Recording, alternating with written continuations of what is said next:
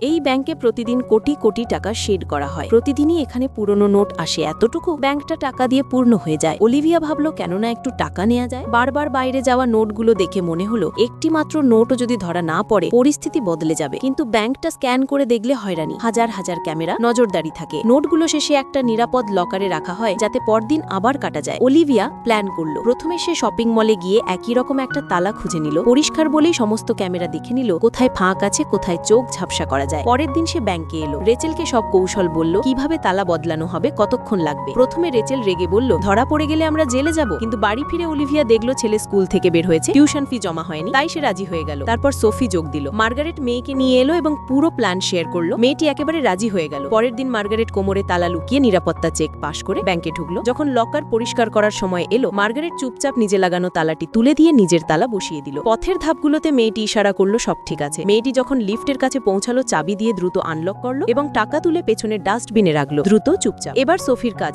সে আসল তালাটি আবার ঠিক লকারে বসিয়ে দিল, কোনো নম্বর কোথায় লাগানো ছিল সব ঠিক রেখে। মার্গারেট ডাস্টবিন থেকে টাকা তুললো, ট্রলিতে সেরে নিল। তারপরে সবাই বাথরুমে গেল। সেখানে তারা কাপড়ের ভেতর টাকাগুলো লুকিয়ে নিল, যেখানে কেউ স্পর্শ করতে পারবে না। শান্তভাবে বের হয়ে তারা চলে গেল। এইভাবেই তাদের প্রথম মিশন সফল হলো। ব্যাংকের হাজারো ক্যামেরার মধ্যেই তারা একদম নিখুঁতভাবে টাকাগুলো লুকিয়ে বের হয়ে গেল।